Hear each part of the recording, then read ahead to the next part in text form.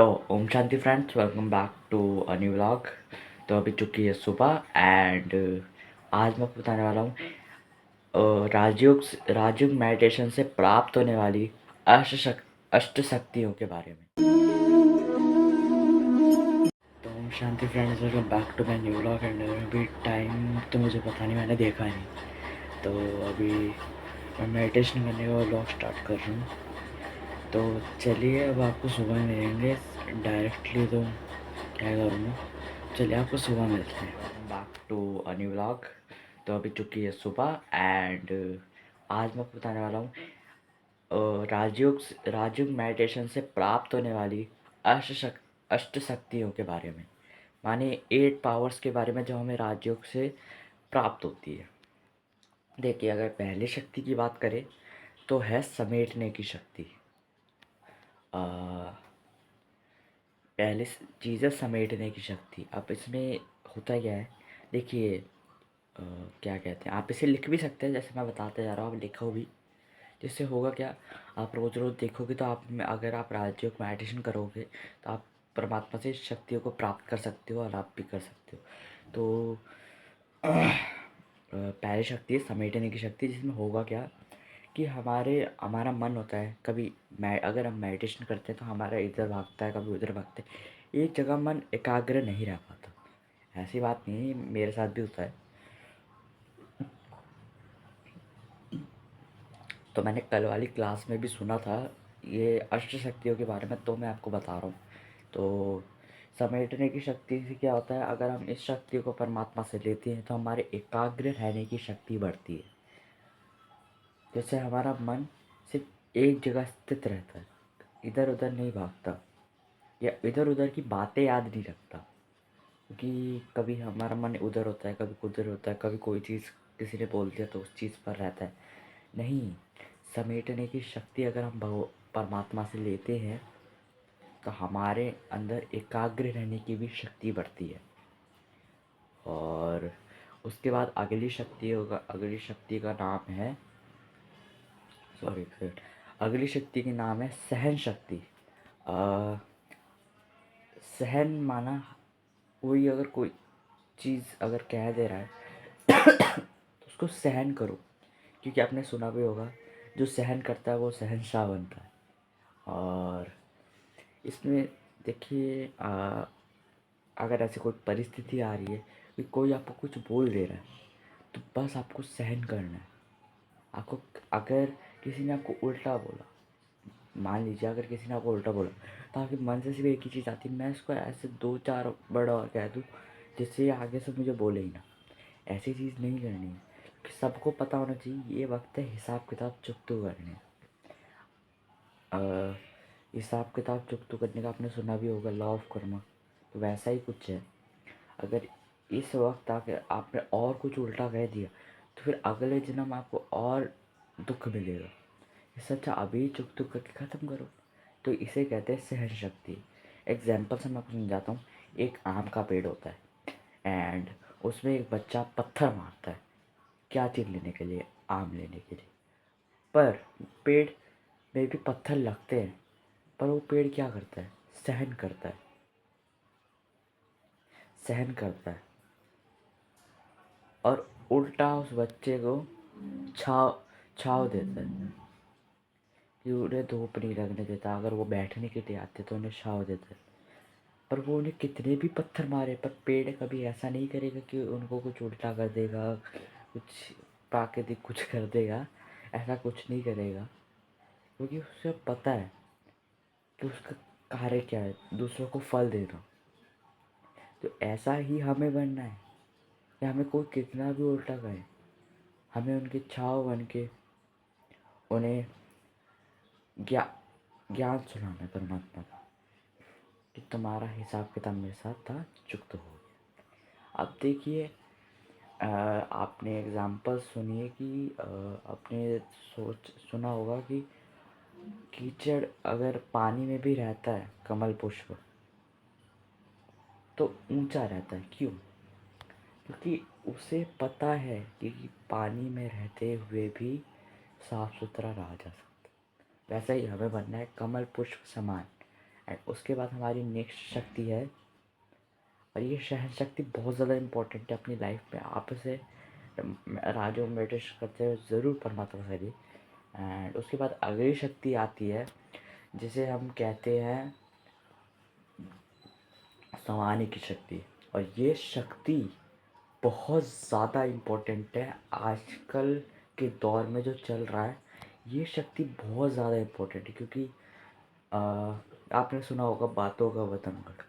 तो ऐसा ही इस वक्त दुनिया में चल रहा है कि कोई किसी चीज़ के बारे में एक कान से सुन लेता है तो फिर वो दूसरा कान से निकालता नहीं, सीधा मुंह से निकालता है। तो वही चीज़ है, अगर ये समाने की शक्ति, एग्जाम्पल्स मैं आपको समझाता हूँ।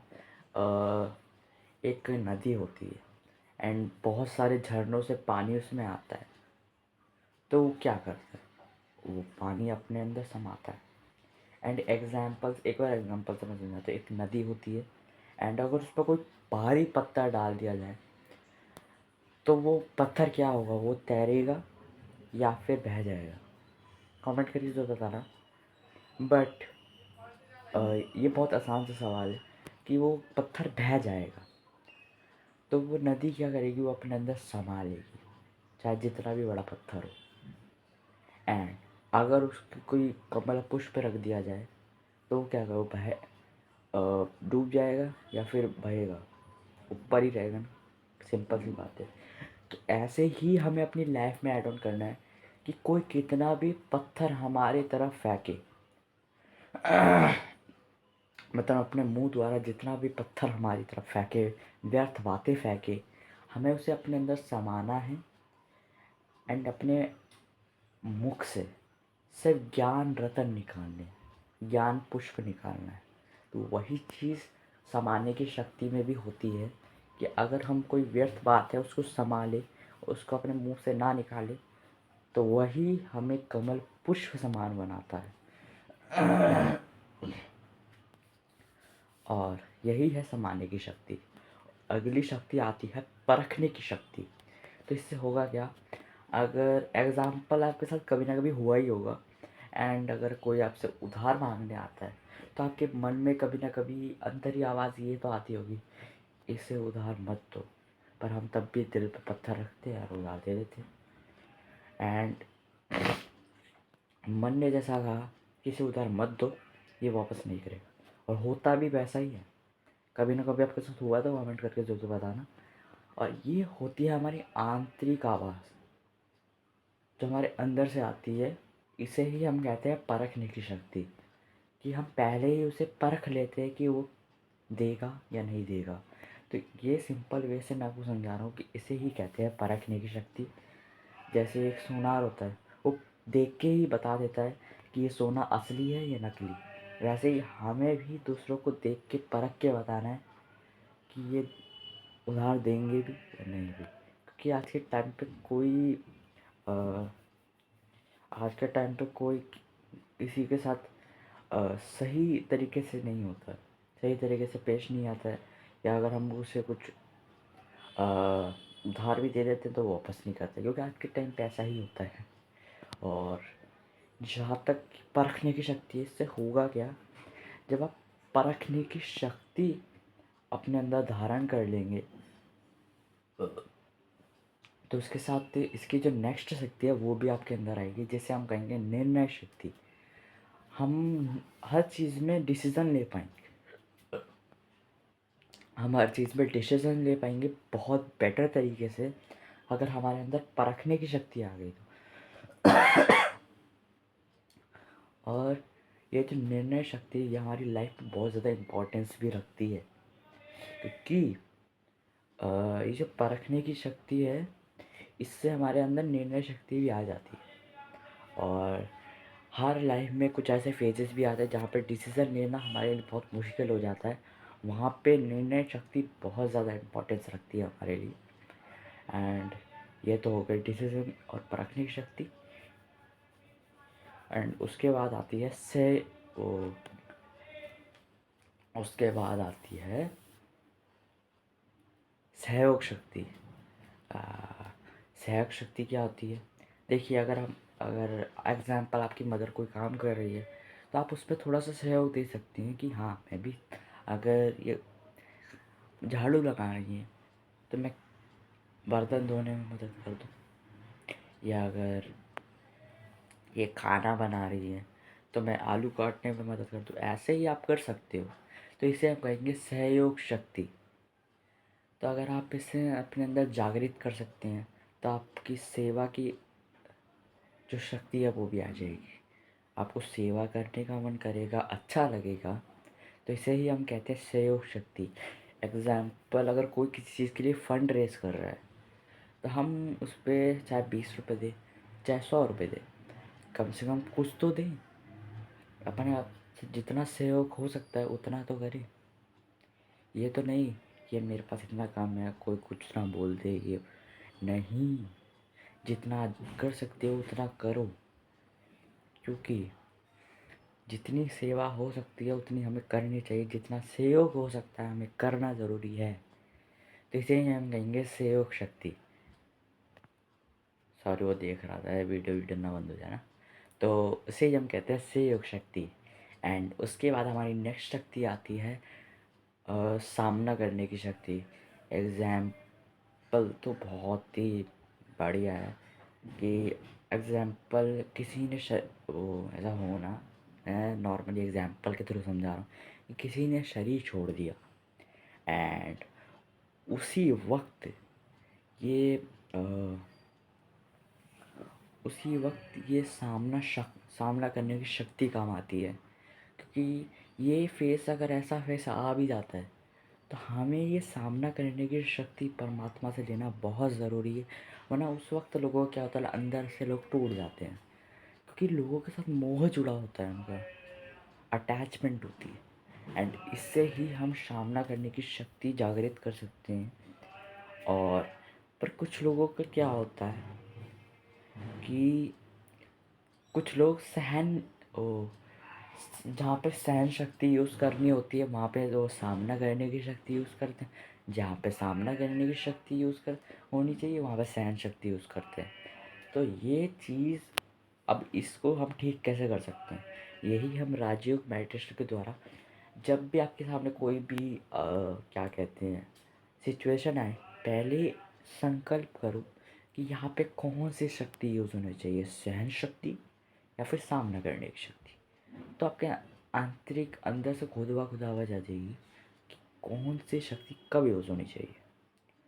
तो कभी कभी गलतियाँ भी होती है कि कहाँ गलत गलत जगह भी यूज़ कर लेते हैं। पर राजयोग मेडिटेशन से जो शक्ति हमें प्राप्त होती है, हमें खुद पता चल जाता है यहाँ पे कौन सी शक्ति यूज़ होनी चाहिए। और हमारी लास्ट शक्ति जो आती है, उसे हम कहेंगे विस्तार को संकीर्ण करने की शक्ति। अब विस्तार को संकीर्ण करने की शक्ति क्या है? देखिए विस्तार, देखिए दो शब्द है, विस्तार और सार। विस्तार माना व्यर्थ बातें, किसी के बारे में व्यर्थ बातें करना, किसी के बारे में व्यर्थ संकल्प करना, सिंपल ही है। एंड सार का मीन्स है अपने मुंह से सिर्फ ज्ञान रतन निकालना। जितना कम बोल सकते हो उतना कम बोलना, और अगर किसी को बोलना भी है तो सिर्फ ज्ञान रतन निकालो। पर अगर कोई तुमसे कुछ गलत बोल रहा है, उसको कुछ मत बोलो, क्योंकि उसका जो पार्ट है वो प्ले कर रहा है। एंड कभी कभी अगर सेवा करती है तो कुछ ज्ञान की बातें बताओ, कुछ अच्छे चीज़ें बताओ। पर जितना मौन रह सकते हो, जब जितना बोलना है उतना ही बोलो। एंड जितना मौन रह सकते हो मौन रहो। तो इसे कहेंगे हम सार। और विस्तार हो गया व्यर्थ, और सार हो गया अच्छी बातें। तो इसे ही हम कहेंगे विस्तार को संकीर्ण करने की शक्ति। और जैसे एग्जाम्पल से मैं आपको समझाता हूँ, एक कछुआ होता है। जब अगर एग्जाम्पल से कोई शेर उस पर हमला करने के लिए आता है, तो उसका जो शेल होता है उसमें वो अपने पैर भी अंदर कर लेता है, मुंह भी अंदर कर लेता है, और हाथ भी अंदर कर लेता है। क्यों? क्योंकि वो उसका सेफ्टी गार्ड है। और शेर चाहे उसको जितना भी काटने की कोशिश करे उसको नहीं तोड़ सकता, क्योंकि वो उसका सेफ्टी कवच है। वैसे ही इसी हमें क्या सीख मिलती है कि हमें सही वक्त आने में अपने कर्मेंद्रियों को सही जगह यूज़ करना चाहिए, जैसे मुँह कान नाक ये सब। तो इन सब चीज़ों को सही जगह आने पर यूज़ करना चाहिए, और जब इनका काम ख़त्म हो गया वापस अंदर कर लो। तो इसे ही हम कहेंगे कर्मेंद्रिय को कंट्रोल करना। तो वही चीज़ है, विस्तार को संकीर्ण करने की शक्ति, ये जो हमारी अष्ट शक्तियाँ हैं जो मैंने आपको इस वक्त बताई हैं, ये बहुत इम्पोर्टेंस रखती है हमारी लाइफ में। तो आप इसे राजयोग मेडिटेशन के द्वारा प्राप्त कर सकते हो। और अगर आपने लिख लिया है तो ठीक है, अगर नहीं लिखा है तो आप शुरू से देख के फिर लिख सकते हो, क्योंकि ये शक्तियाँ राजयोग मेडिटेशन से प्राप्त होती है, ये हमारी लाइफ में बहुत ज़्यादा इम्पोर्टेंस रखती है। तो वही चीज़ मैं आपको समझाने की कोशिश कर रहा हूँ। तो चलिए अब आपको थोड़ी देर मिलते हैं, बाकी तो चलिए आपको थोड़ी देर बाद में। तो गाइस इस ब्लॉग का मैं यहीं एंड करता हूँ। एंड अगर आपको कुछ समझ में आया है, सीखने को मिला, तो इस वीडियो को लाइक करना है, मेरे चैनल को सब्सक्राइब करना है, ऐसे ही स्पिरिचुअल नॉलेज के लिए और अपने परिवर्तन के लिए मेरे चैनल को सब्सक्राइब करना। मैं मिलता हूँ अपने नए ब्लॉग के साथ, तब तक के लिए ओम शांति।